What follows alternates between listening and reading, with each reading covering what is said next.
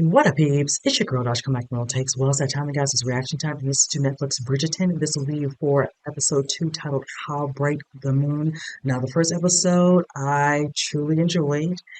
We see a little situation at the end with Colin and Eloise discussing, of course, the most recent article from Lady Whistledown.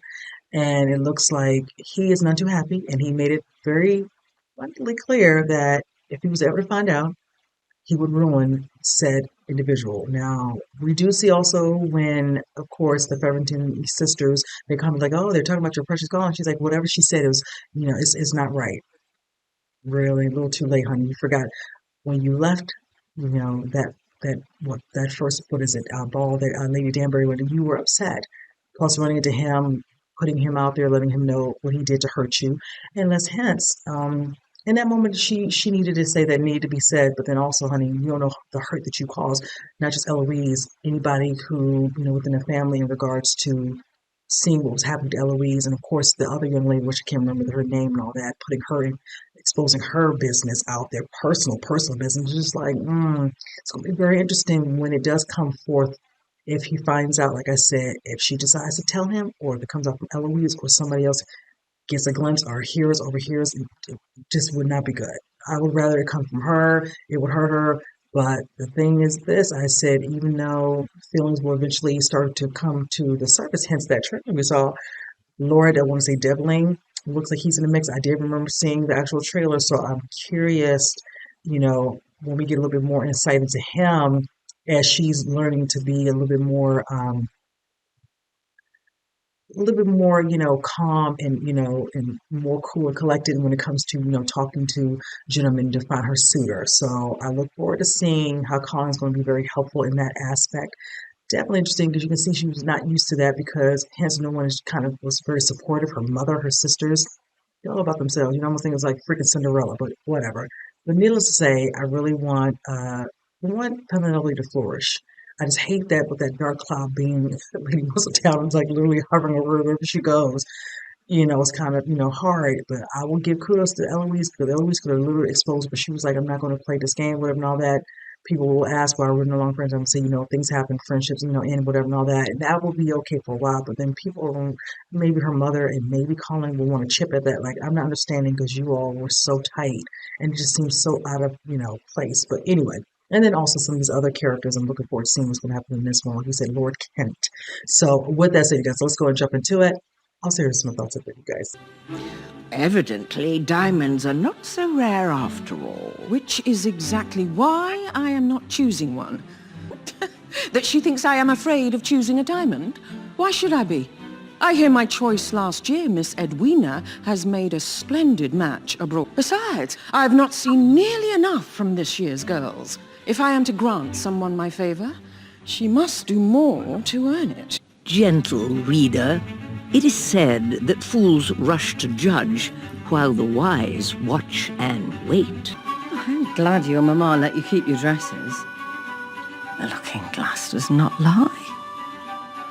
And if you'll follow me. Upstairs you will find your library, as well as the music room, the private drawing room, your writing room, and the study. How many rooms are there?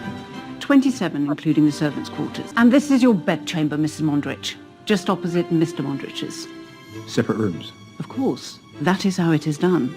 The Kent estate has gone to the son of a boxer. What if some shopkeeper or chimney sweep is next in line for us? Why worry yourself, Mom? One of the girls will make good. I mean, you would give society a try.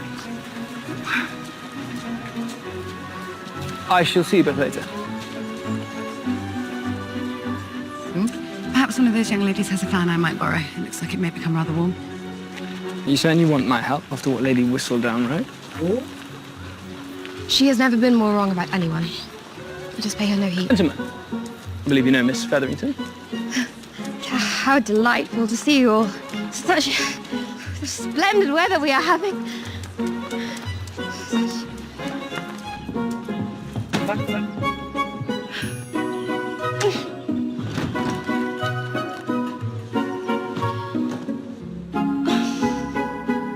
The reason that I have come for tea today is to inform you that Her Majesty is not done with the season. She is still seeking her diamond by some other name. Oh, it is fatiguing preparing to be lady of this house. Shall I take your fatigue as a good sign? That you have been engaging in the necessary activities?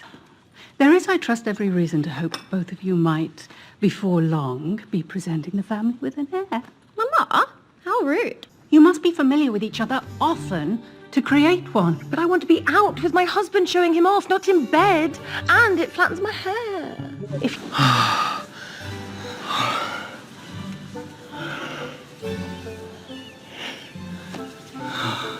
Same time tomorrow? Perhaps. The truth is, you do not need a lesson. You agree I am unteachable. You simply do not need to be taught. You already know how to do this. Colin, it is impossible to be in society and not care what others think. Society is entirely composed of the judgment of others. And living for the estimation of others is a trap. Once you break free, the world opens up. They're separate rooms.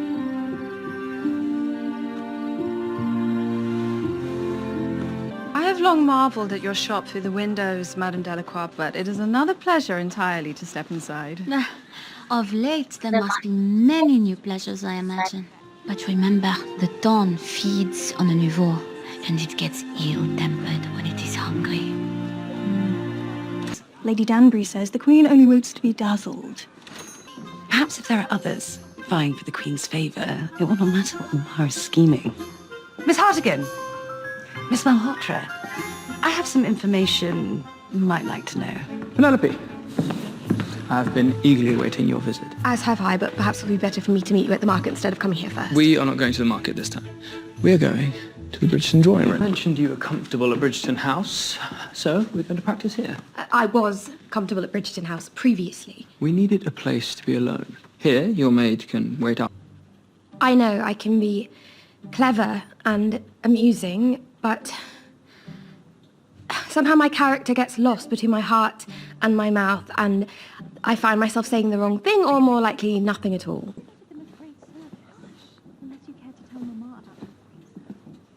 Eloise is here. You can hide in the study.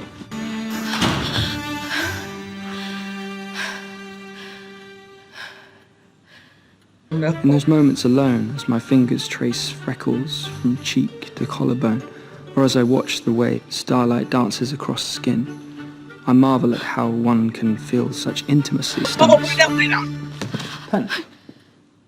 Were you reading that? No, I did not mean to. You did not mean to pick up my journal and read it? No, I did, but I should not. Damn! Colin, your hand. It is nothing. It's not nothing. Stay there.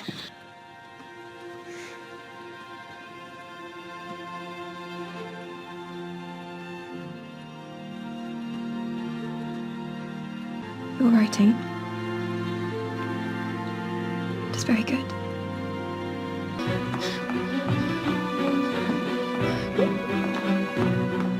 Oh boy.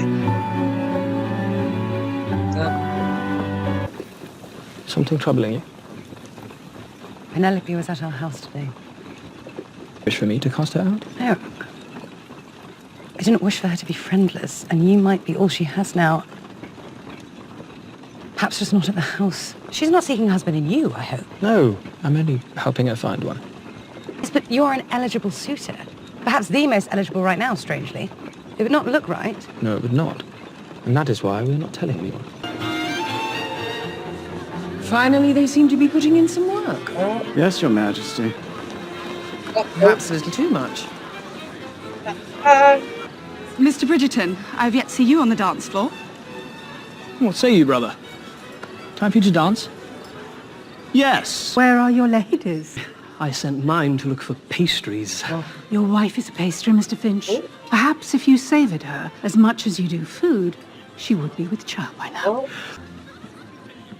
Him. Lord Basilio. Lord Basilio is a viscount. And you are Penelope Featherington. Do not forget that. Good evening, Miss Featherington. Oh, Lord Basilio, I did not see you there. No matter. I cultivate reserve these days anyway. Oh. Lord Basilio, you wrong? were quite well. What happened? His horse recently died. You are joking. I am not. We shall gallop along. Unless I pretend she's a ghost. She was at my house today. Whatever for? Seems Colin is helping her look for a husband. We used to say we would Why be would you spinsters tell together. her That's that? rather scandalous of your brother. Mr. and Mrs. Mondrich, welcome to the top. I have been up against men in the ring who could have killed me, and yet I somehow find myself more nervous. Do you see those two? Lord and Lady de Leon. It is considered impolite to dance as often as they do with the same partner, but they cannot keep themselves off the floor. You're not supposed to have more than 1 or 2 drinks at these events, and yet they are like that every time and happy. Do you know what both of these couples have in common? They are married, like yourself. Jessica, dearest, Lord Petrie is quite the music devotee, and I hear accomplished on the cello as well. I once heard a rumor the trio was written to convey his feelings for Mademoiselle Ludwigs. Do you not think you can feel it in the music? Enjoy the chord progressions. Listen, I am fearful of pushing another daughter too hard, but also fearful that without a push, Francesca will marry the first good enough match. See, when he inserts himself. Inserts himself? Inserts himself where? Oh my God. Girl. What do you and Mr. Finch do? We kiss, and then he makes an odd sound, and then he goes to change his breeches. Oh my God. Of course. Why must I be punished? Oh my God. It is time for me to retire. Before you go, have you seen the Gerard painting in the back room? I think you might find it, well, rather brilliant. At least have any good gossip? Oh no, she's gonna open her mouth. I cannot think of anything at the moment. Oh, I can't believe it. I do not much care for idle gossip. Truly, you're a more resolute person than I. I love a bit of gossip. Perhaps I should not be so eager, but on days Whistledown is delivered, I sit by the door and read it as soon as it arrives. Lord Remington has asked to call on me tomorrow. That is excellent. Do you like him? I did enjoy myself. Very much. Featherington took his help.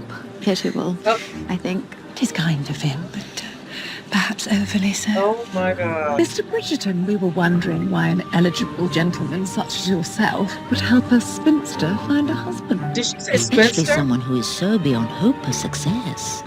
I cannot wait to know what Lady Whistledown will write about this. Wait! Did you tell anyone of my helping Penelope? Sure did. No, I did not mean... Which means you did. Why you were friends with Cressida in place of Penelope, I will never understand. What could Penelope possibly have done to warrant such maltreatment?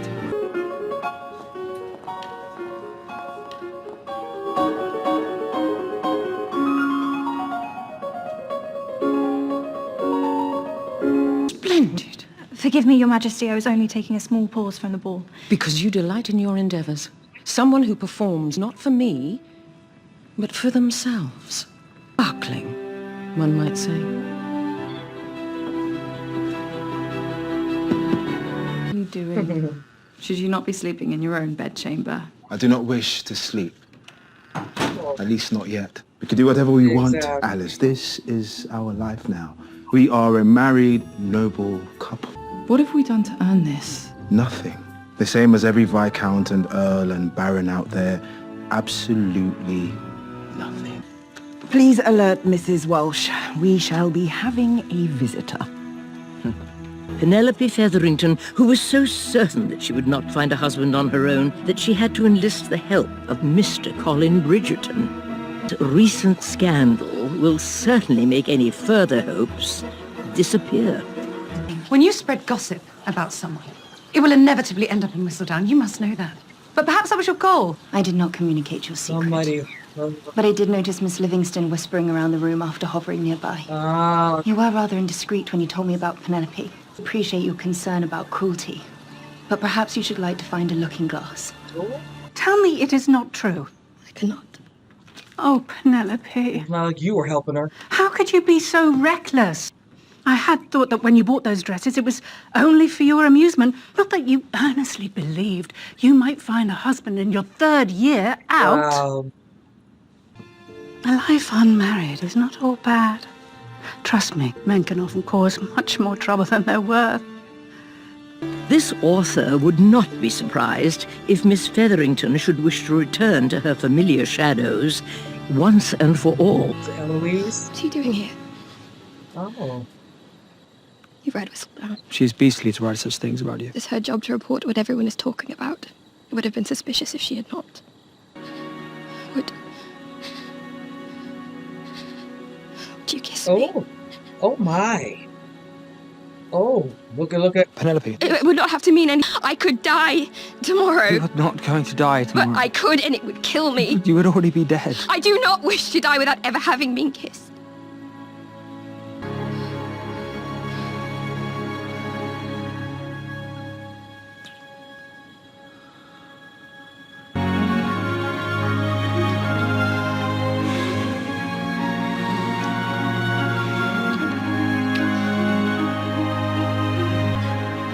Thank you.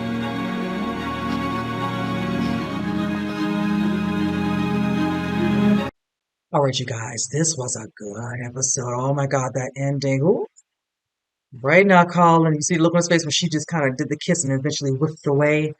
Also, he's going to see her in a different light now, not just being a friend. Well, I will say overall, this episode, certain things need to be put in perspective. Definitely in regards to Eloise and Cressida. I hope I'm saying the name correctly. I know I always want to pant thinking Cressida's always, about doing what's best suited for her to find herself a suitor.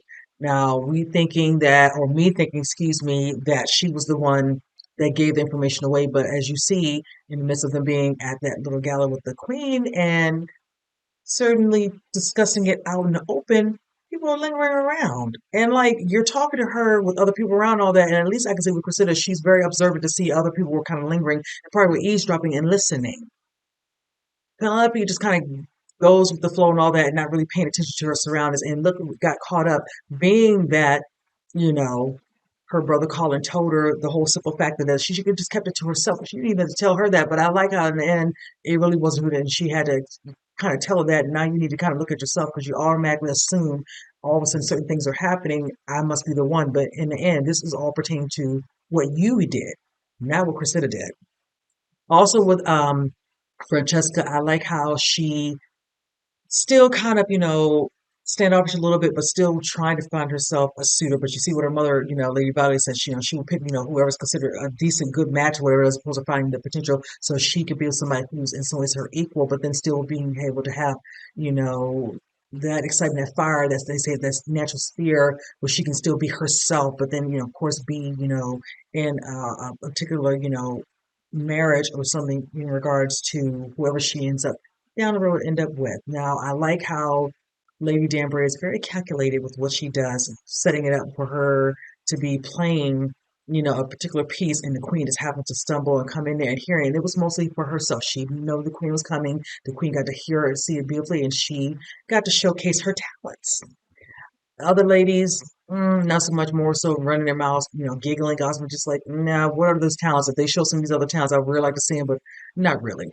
But I can see also with Francesca kind of, speaking, to possible suitors, engagement. I saw as well with Penelope, being that she was getting a couple of lessons at, the Bridgerton, home, unbeknownst the fact that she really didn't want to be there because, of course, she would run into Eloise and all that, and Eloise had to let Colin know, like, can you please, if you're going to meet her somewhere else, like, not here. But you see how he chipped away trying to find out what exactly she's like, no, we just fall, but I know you said that, she's not going to tell you. But I feel like with the way Penelope runs her mouth, it's going to slip out. Something is going to happen. I really feel like once Colin changes up and starts to have certain feelings when you see some of these suitors are starting to be interested possibly in Penelope, if she eventually doesn't decide to shun away and continue to go out there like, okay, she put herself out there with Lady Whistledown. She had to. Because if it, you see how she says, like, if I didn't, somebody would have thought, what's going on. Eloise read it. So now it's like, she talked ill of her, but I'm gonna tell like this, it's still Colin ever finds out like, oh, you talk ill of yourself and kind of get somebody off of, the trail and all that to make it seem, but in the end she had to. You were literally exposed at this gala, with the family. So, and then her mother being of no help. That woman cares only about those two other girls. Like I said, Cinderella style. Like, just she irks me. Well, it's not always what it cracked it to be. Honey, well, you actually had a husband. Even if it didn't crack to be, you still had the option. You had one. Your daughters now have one. So why wouldn't you want Penelope to have a suitor? Like, whatever. I'm hoping we get to see Lord, dabbling again. I really liked him. He's very cute.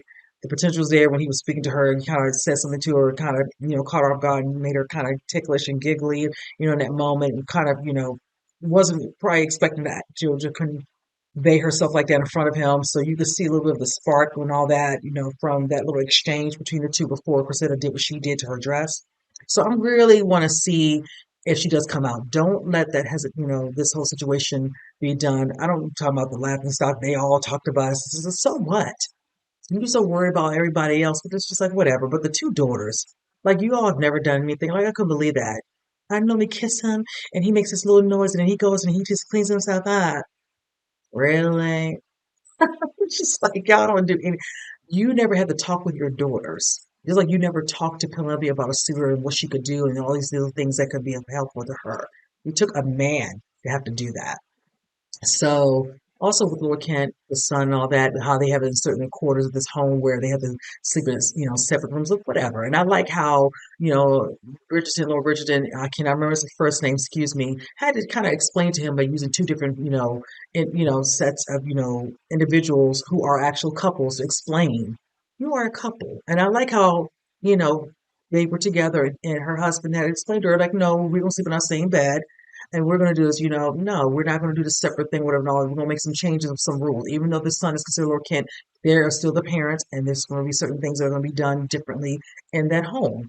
And I'm looking forward to seeing them flourish. I know he is a little intimidated by things being shifted and changed, but in the end, it's for the best, and they deserve that. Ever since what's been going on with them from season one, with them boxing all that, and working their way up, and now here they are. So I'm excited for them. I'm really hoping also things do pan out in regards to Penelope and Colin after that kiss. So we will see what happens with that. But this was a great episode. So you guys comment below. Let me know what you think. And with that said, I'll see you guys next match. You guys take care.